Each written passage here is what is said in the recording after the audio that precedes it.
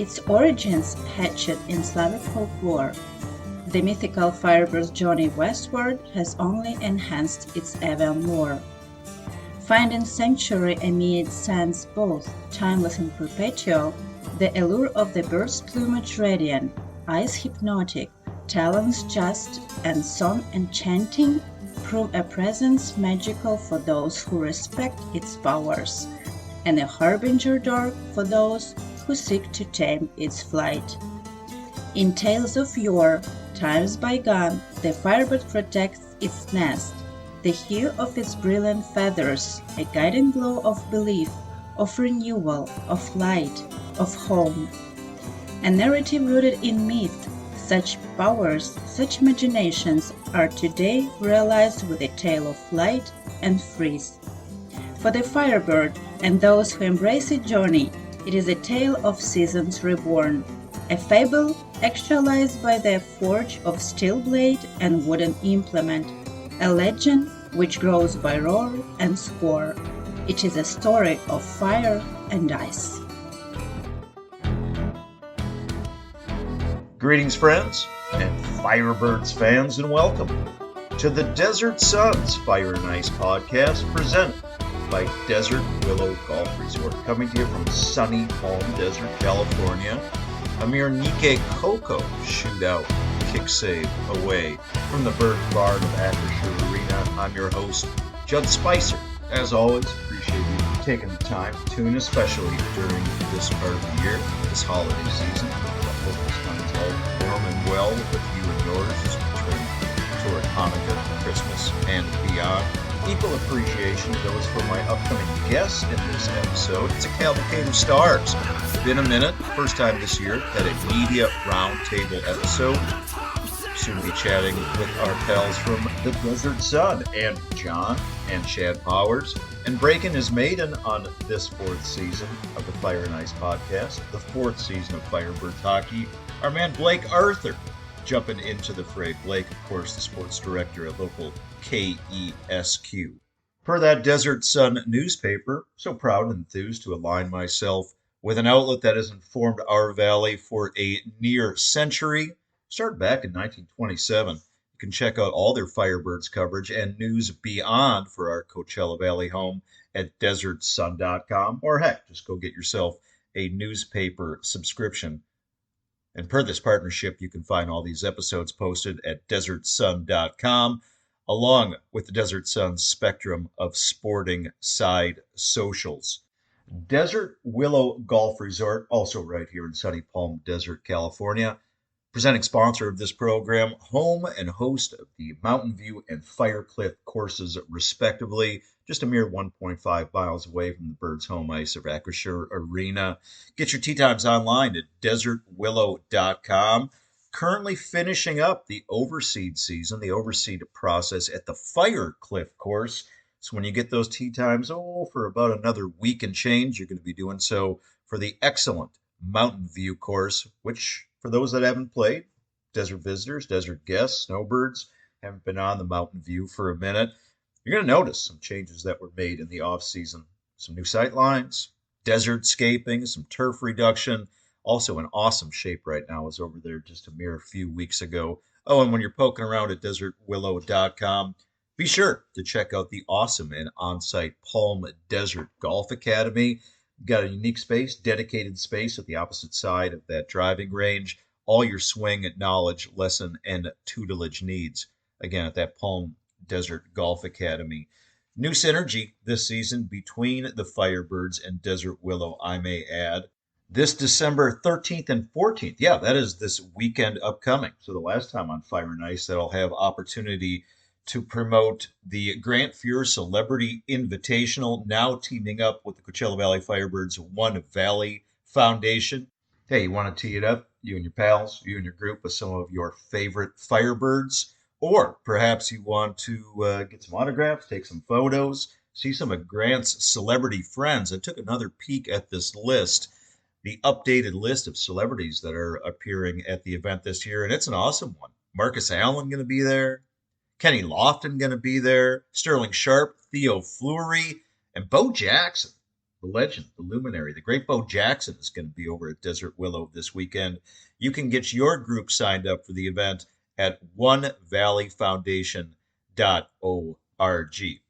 All right, friends, before we get to the media roundtable segment, with Shad and Blake and Andrew John, no longer Andrew L. John, let's dive into this episode's Firebirds Freeze Frame segment. And of course, we enjoy a new sponsor for the Freeze Frame segment this season. You know, dudes, ice action isn't limited to Acrisure Arena alone. Hockey fans, you're seeking some pregame drinks, some postgame toast. You need only look up to the high desert, where our Firebirds friends at both the 29 Palms Beer Company and the Ground Squirrel, that's GRNDSQRL, they're serving up some awesome eats, incredible beers in downtown 29 Palms. Ground Squirrel sports an awesome gastropub-style scratch-made menu. As I've told you many times, get started with those pepperberry dry rub wings. Some of the best wings, maybe the best wings I've ever had in my life. You match those with a rotating list of craft beers. For those up in 29 seeking a potent power play, you skate it right on over, just down the street to the 29 Palms Beer Company, where they're brewing up their own phenomenal beers right on site. And I have this italicized, televising every single Firebirds game, whether home or away. Hey, you're a desert local seeking a fun new scene, or you're a desert guest up there exploring Joshua Tree and Pioneer Town, celebrating a bird's win, perhaps drowning your sorrows after a tough loss, you lace up the hospitality at yonder 29 Palms, where both the Ground Squirrel and 29 Palms Beer Company prove your high desert hockey homes. All right, dudes, per this Firebirds Free Frame segment, 22 games down thus far into the season. So we're calling this media roundtable a tri-poll. We're about a third of the way there. 22 down, 50 games to play. The record thus far, very solid. 12-7-3, that's 27 points. Currently fifth in the Pacific Division are your CV Firebirds. But you know what? Just 2 points out of second place. 75 goals scored thus far to the year, by the way. That is good for third in the entire Western Conference.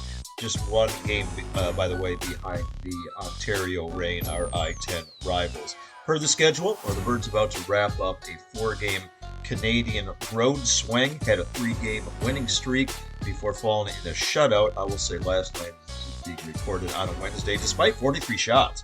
Shutout by the Calgary Wranglers.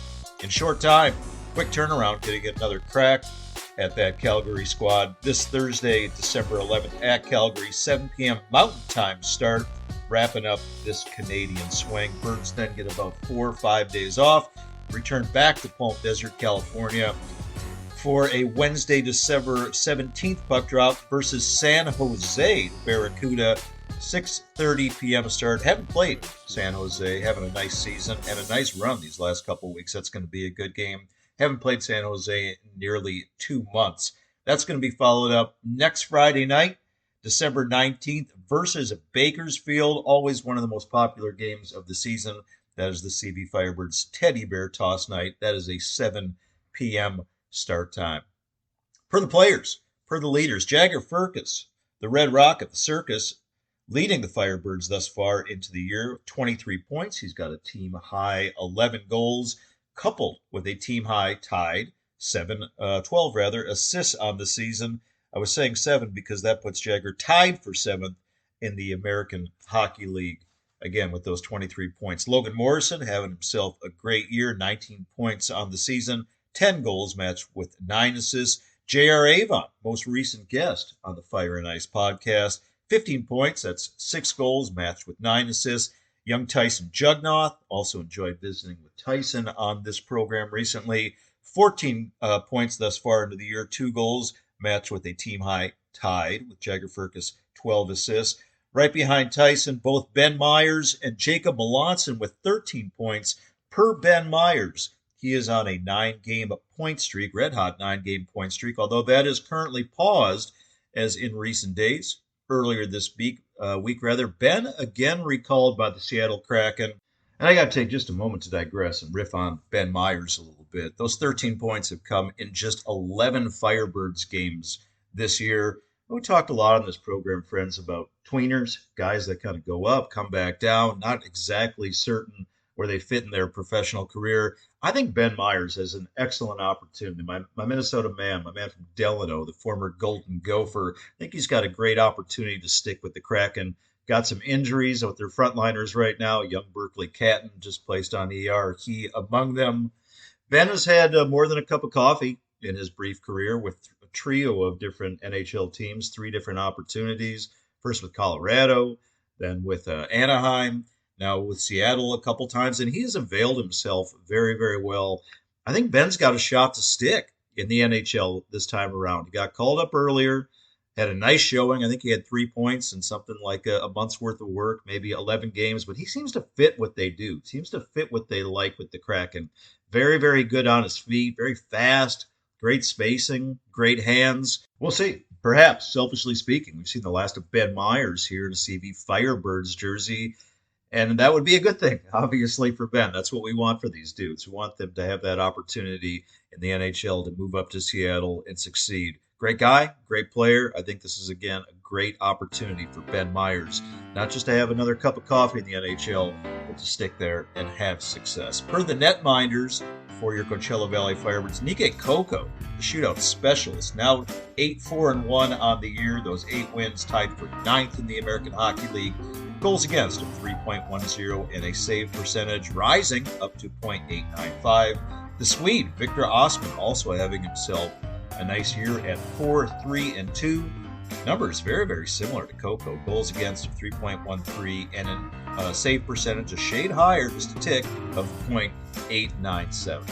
All right, dudes. Appreciate the Ground Squirrel and the 29 Palms Beer Company for supporting and for sponsoring that Firebirds Freeze Frame segment. Let's slide it right on over to this episode's Media Roundtable. Shad Powers, Andrew John, and Blake Arthur.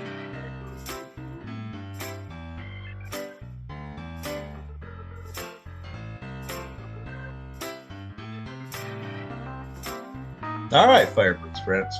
As prefaced and offered earlier in this episode, it's an all-star cast on this episode of the Desert Suns Fire and Ice podcast, presented by Desert Willow Golf Resort. Haven't gone to the media roundtable format yet this season. We'll crack that maiden today. We'll do it right now. Welcome back to the Fire and Ice podcast, Shad Powers and Andrew John of the Desert Sun newspaper, desertsun.com. Welcome back from KESQ, the sports director.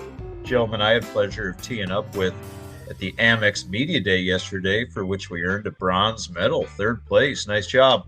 Blake Arthur back in the Fire and Ice podcast. Hello, Blake. Hey, Judd. Thanks for having me back, buddy.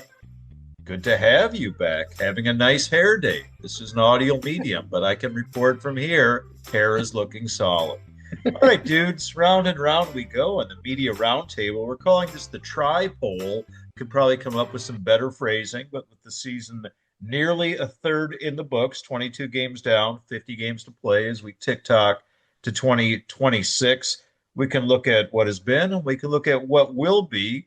Going to do a little macro, going to do a little micro in this episode of the Desert Suns Fire and Ice podcast. And let's start with the former. I think I said micro first. I can't remember. Anyway, we're going to go that the season thus far. And I want to ask each of you guys, is the Firebirds 12-7-3, very solid, 27 points thus far, just 2 points out of second place. Here we are in the middle of December. Certainly not what I expected from the youngest team in the American Hockey League. Shad Powers, we will start with you. Surprised by the season and the results thus far, sir? Yeah, hey, how's it going, Judd? Yes, I am a little surprised, especially after the start they got off to. I think we were a little, we knew they were going to be young and take some time and have some growing pains, which they did right at first, but they grew up real fast. The pains went away quickly. I've been impressed with a lot of things, but mostly I've just been impressed with like the volume of confident offensive players they have all of a sudden. When we looked at the roster before the season, we didn't know some of the guys. We weren't sure about some of the guys we did know. And really, almost everyone to a T, you could say, is like, just seems confident with the puck in there on their stick. And that's kind of a nice thing. I wasn't sure it was going to be like that. I mean, they're getting tons of shots on goal. They're getting tons of goals. It's been impressive. So, yes, if you just told me they're going to be 12-7, 3, whatever they are, I would, that's a mark I might not have expected this soon. If they were going to be great, I would have expected it maybe to be later in the year. In lieu of going back to back Desert Sunites, turn to Blake Arthur of KESQ. Blake, thus far into the season, have you been pleasantly surprised reporting on a lot of Firebirds wins and a lot of Firebirds goals, as Shad pointed out? Yeah, I'm not too surprised. I mean, I guess yeah, I'm surprised. But I think Laxdal's done a great job with his team, and Logan Morrison and Jagger Firkus have really, played well all year. So my question would be like, is this their ceiling, right? Are we seeing them at their very best? Or is there room for them to get into the top tier of the Pacific Division with Colorado and Ontario and the likes of those teams? So what are they, fifth right now? I think very respectable. I think this is a organization, and you hear them talk about culture all the time. You hear the players talk about the leadership and culture that's in place there, and I think that's going to win you some games. And I think when you have guys that are scoring a lot of goals like Jagger and Logan Morrison are doing, and Ben Myers who just got called up, I think obviously there's a lot of parity in the AHL and the Pacific Division, so it can go either way. But I think they got to be proud with where they're at right now. Andrew John, formerly Andrew L. John of the Desert Sun. We will not make Blake Arthur's question rhetorical because it's a great question. Has this team hit their ceiling? Is this about as good as they're going to get, or do you think that there's continued room for these guys to move up the ladder?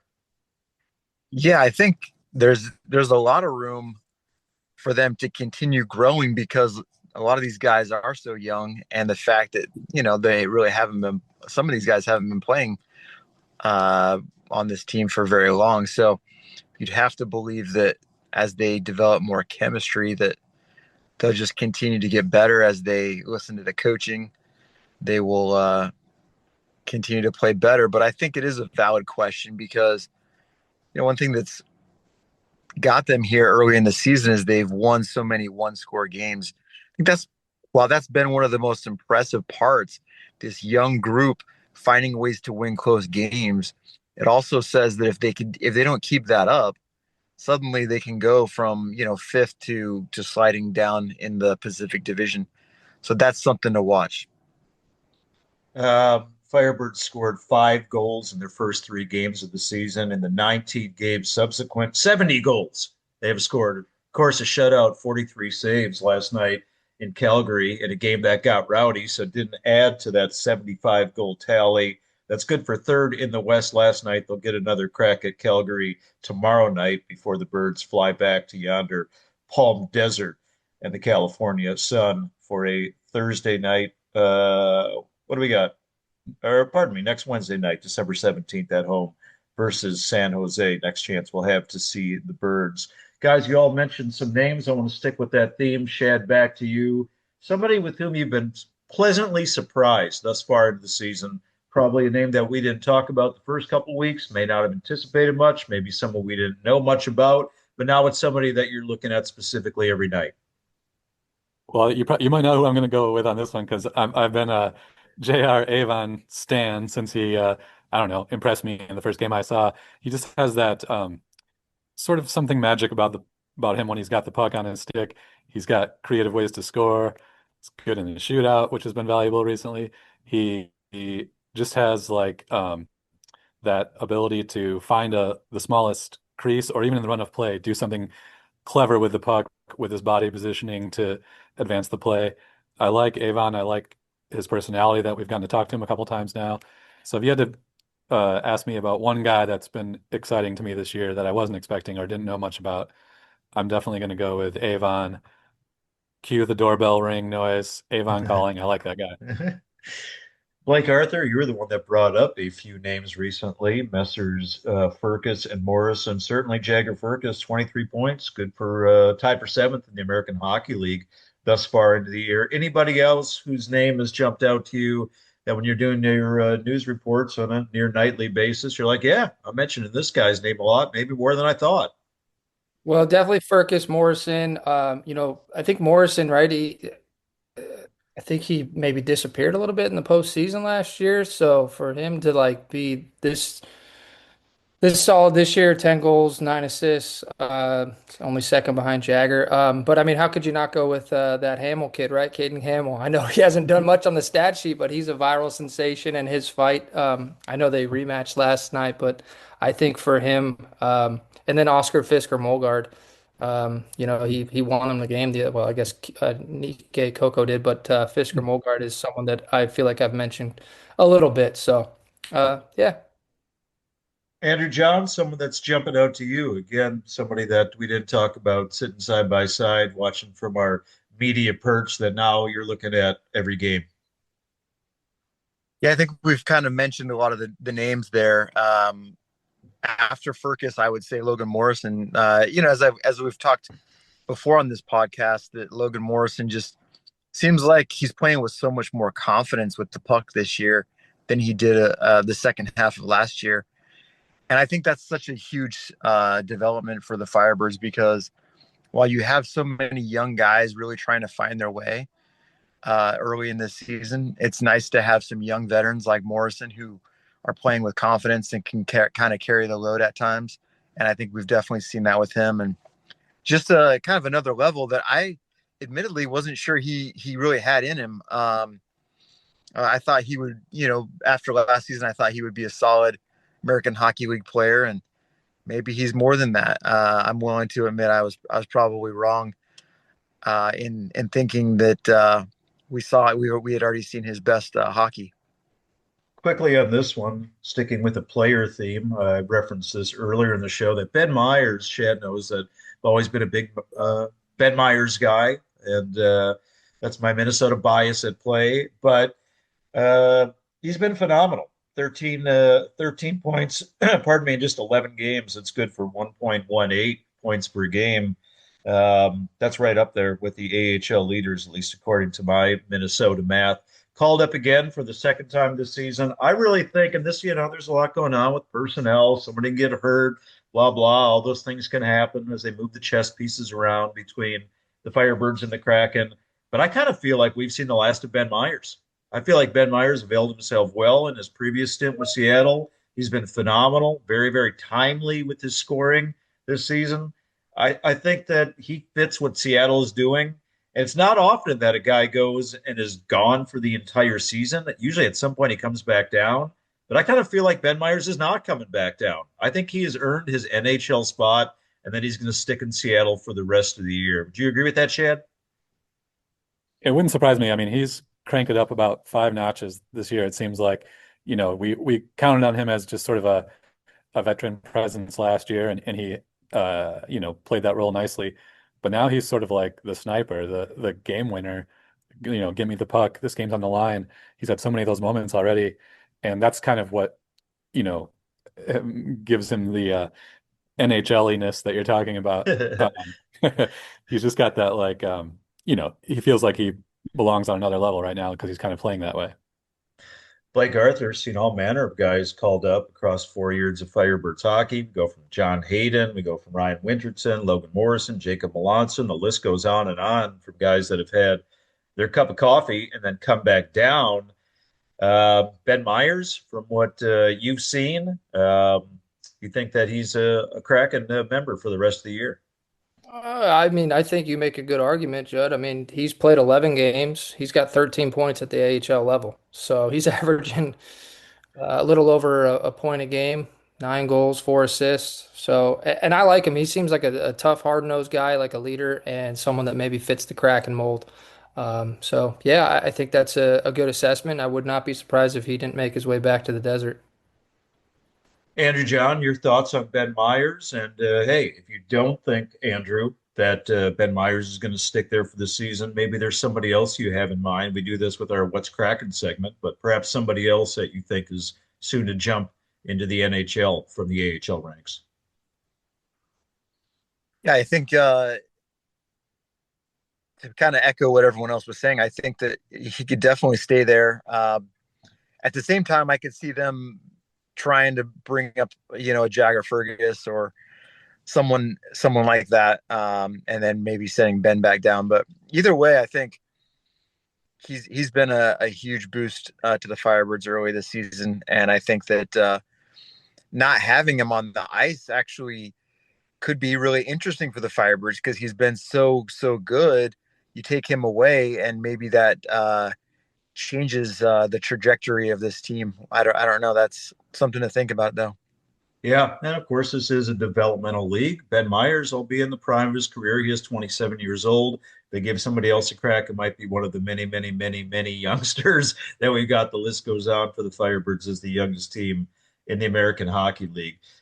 Fellas, let's talk a little bit about this. We're now about a year and a half, I guess a year and a third, given that this is the Tripole Media Roundtable episode, into the Derek Laxdal experience. Couldn't be probably more dichotomic in the two head coaches and the Firebirds' brief history. Dan Bilesma is a guy that I think we all cumulatively rather would say that we got to know pretty darn well.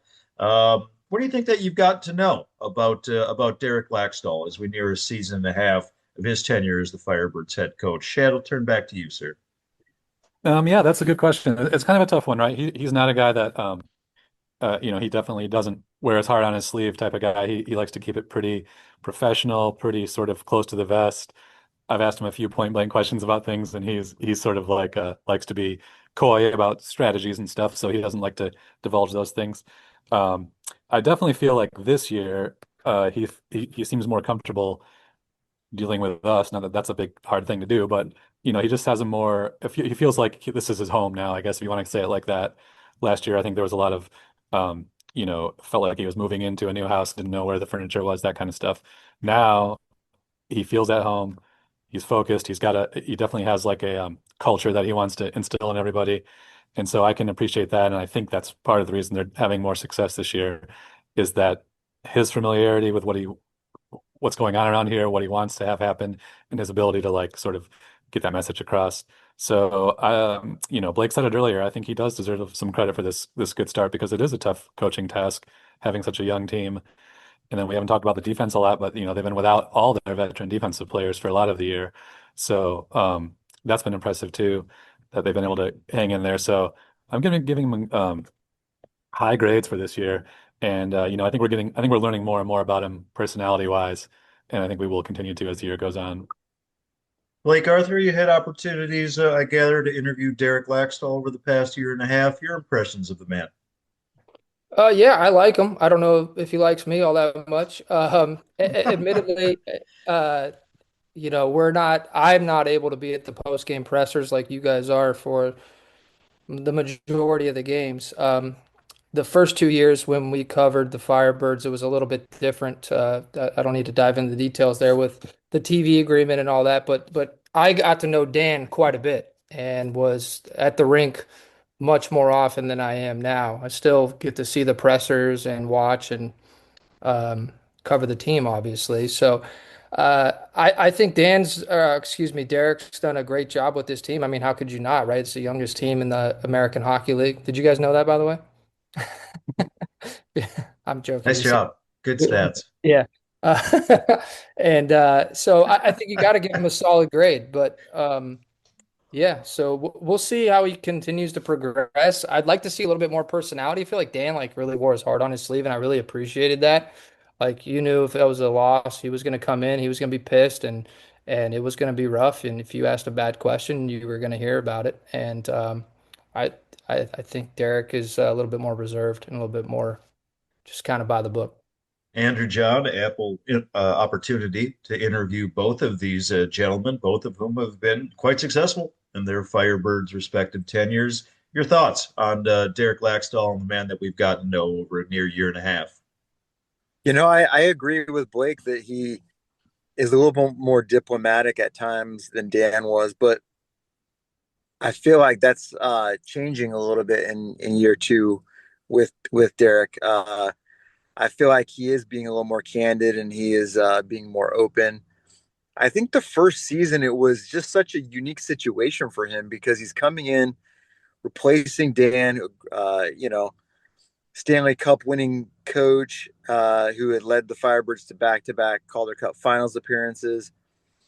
There was I think so quite a bit of pressure on Derek, and I feel like they had a solid year one with him, and because they are so young, maybe there's like a touch of pressure that's been taken off because the expectations are that they are young and that they're going to take their lumps. So I feel like for whatever the reason, whether that's true or not, I feel like Derek has lightened up a little, and he's uh, just been such a good guy to work with.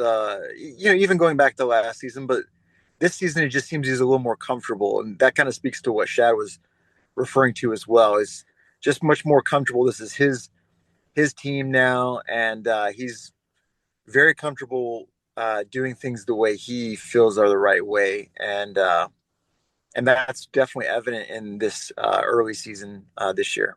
Yeah, I guess my 3 cents. I believe Derek Blackstall to be an excellent hockey coach. He is decidedly a very good man. We've got to know him little bit by little bit. As Shad Powers has pointed out, what's really telling about Derek Blackstall is that, to borrow Andrew's word, he is diplomatic in his pressers, uh, but he has a habit as he walks off the days. Again, this is Shad's observation, so I'm stealing it from you.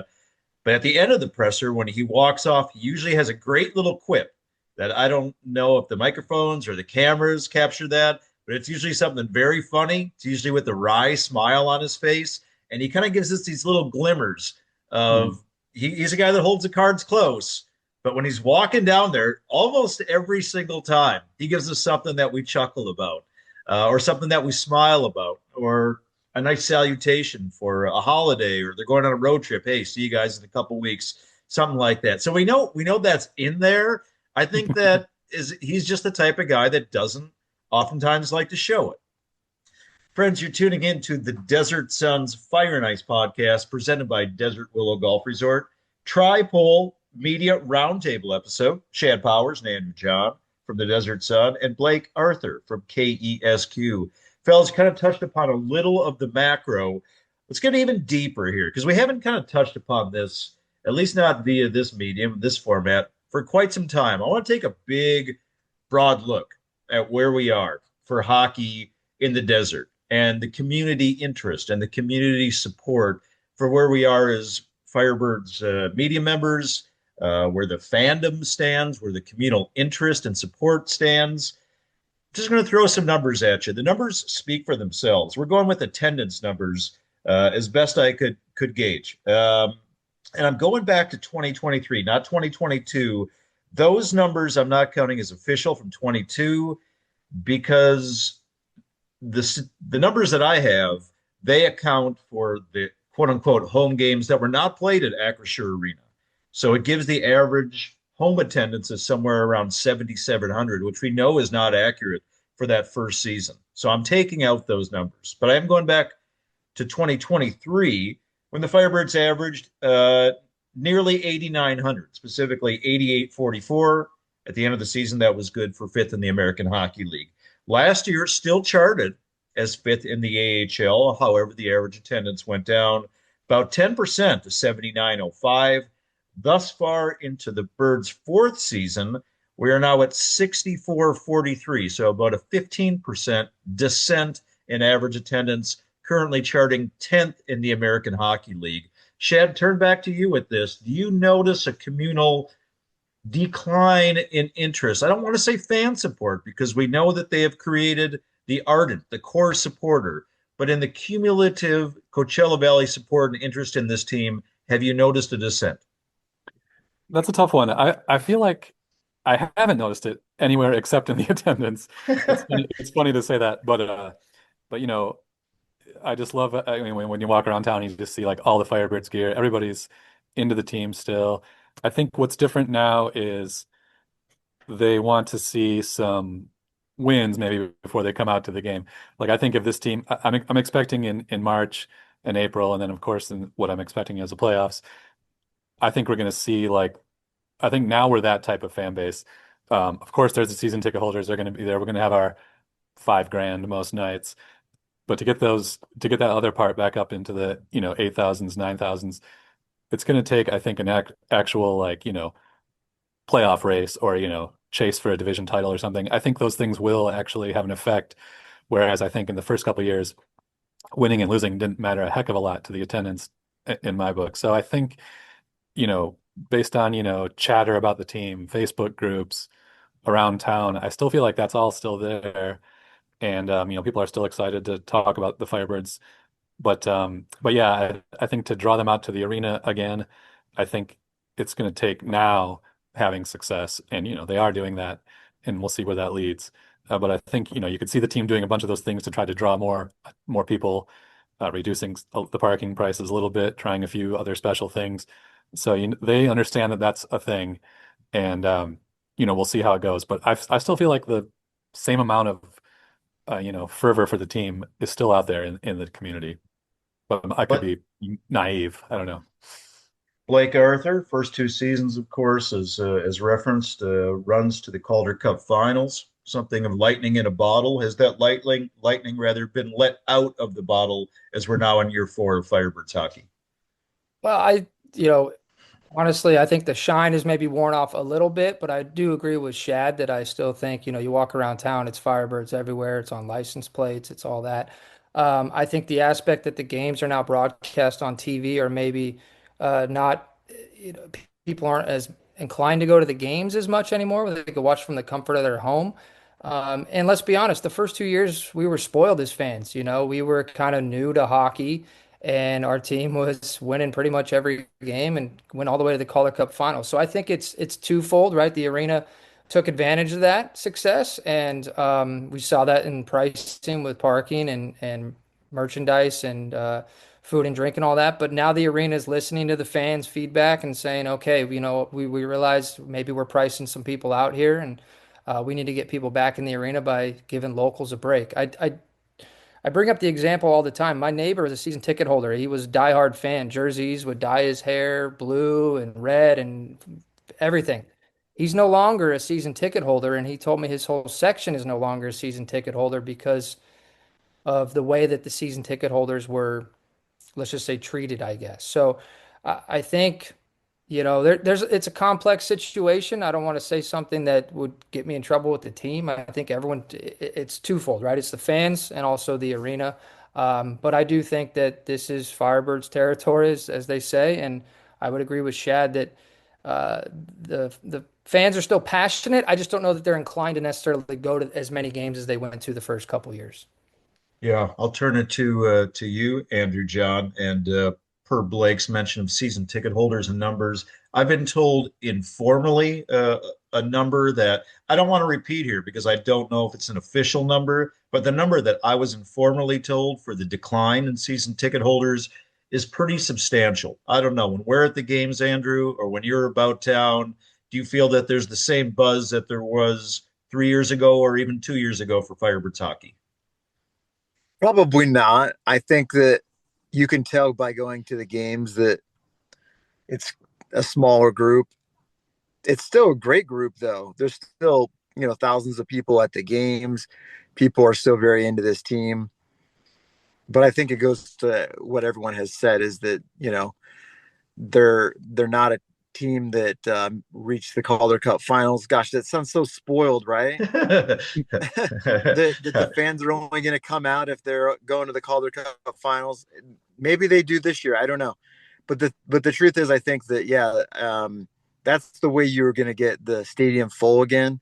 Right now, it's probably like 3/4 full, which is still pretty good when you compare to other American Hockey League cities. But, you know, the bar was just set so high those first couple of years. It's so hard to match that again. And to Blake's point, there's some people who feel like they've been priced out a little bit. And I've heard that as well, but I've heard from other people that say, well, it maybe, is pricey, but it's still a great night out. And the team does a good job of trying to give deals and make it a great event for people. And I think people still genuinely feel that it is. I'll follow up on one of Blake's points, and I'm going to stick with you, Andrew. I was going to mention the TV agreement. Of course, now all Firebirds home games are televised locally. Ultimately, if you had to pick one, would you say that's been a good thing or a bad thing for what we ultimately see resulted in bodies coming to Acrisure Arena for games. Yeah, I mean, I think it's probably not a good thing ultimately if you're trying to sell tickets, but if you're trying to build a fan base, you want to reach people that are not just coming out to the games. And I think that the TV does that. I've heard from, so many people just this season about the Firebirds, and I can't tell you if they actually go to the games or not, but I hear from people all the time asking me about it. And so asking me about the team. So I think ultimately you want to build a fan base. That's the way to do it, is get out to people who are not just coming to the games. Turn it to you, the same question, Shad, and I agree with Andrew. We kind of see the plus and the minus, the positive and the negative of all these home games being televised. How do you view it? Yeah, I mean it's tricky, right? Like, because what it helps with is your name recognition of the players, things like that. So we th think about all the teams that we root for in our lives at the pro level. Of course, we're not going to every game, and maybe even go a decade without going to a game, but you're still invested. And that's because you're seeing these guys on TV.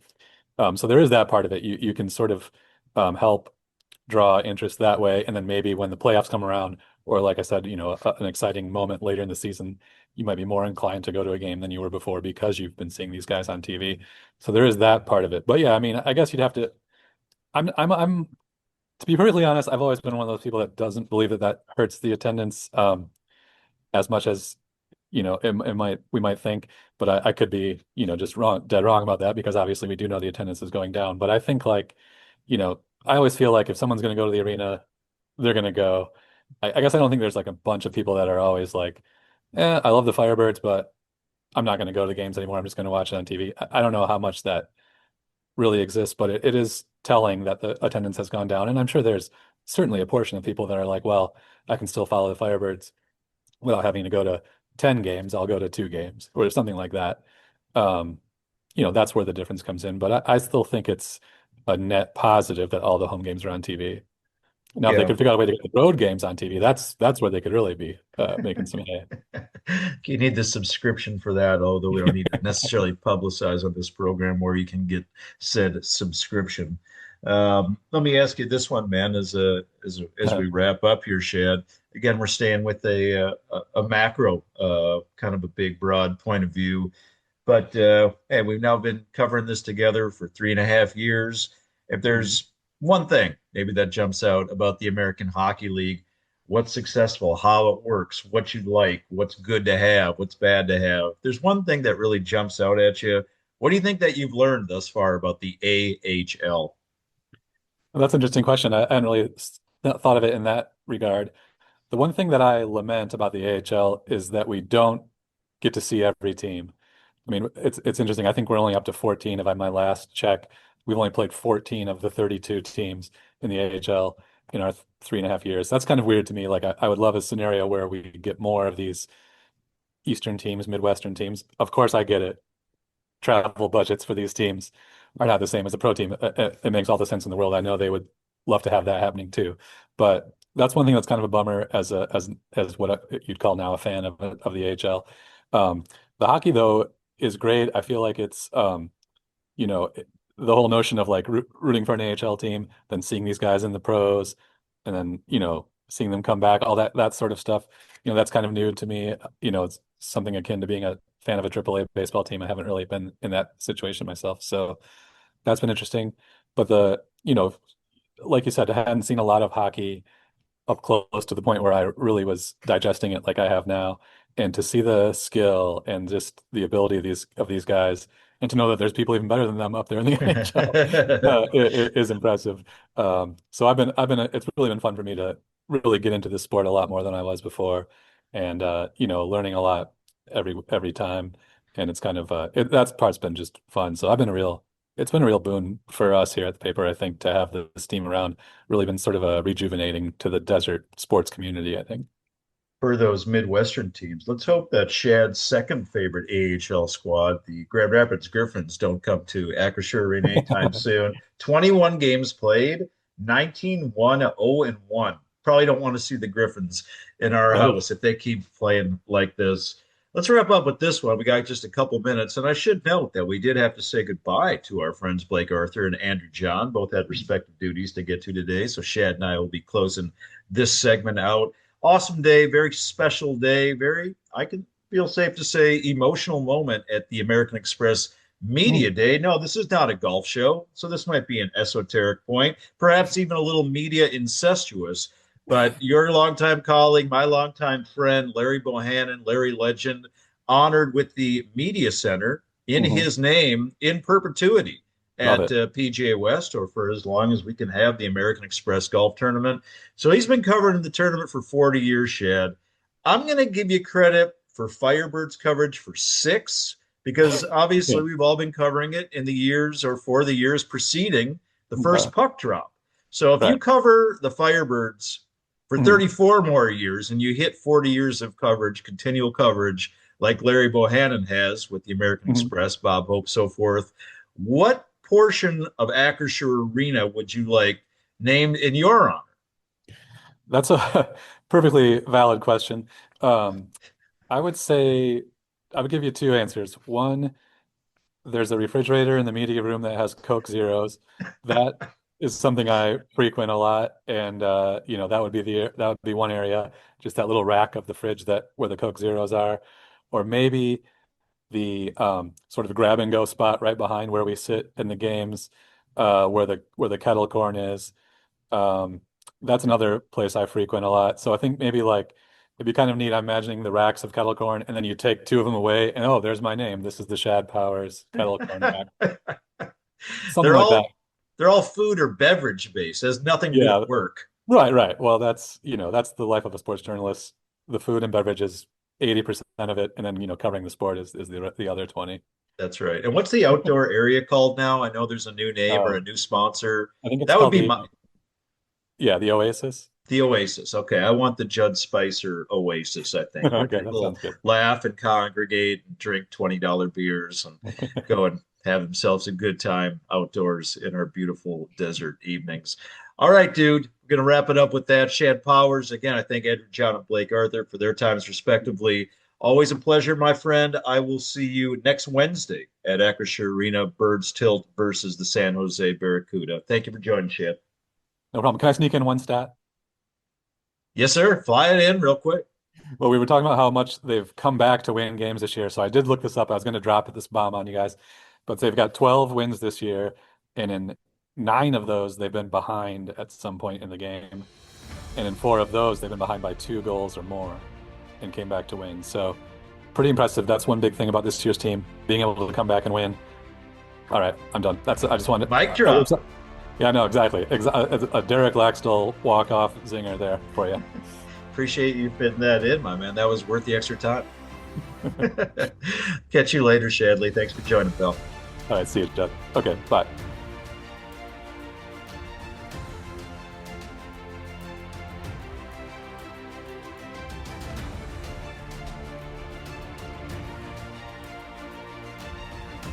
All right, dudes. It's going to wrap it up with this episode of the Desert Sons Fire and Ice podcast. I'm so appreciative of your time, your interest, your ears, your continued support of this endeavor.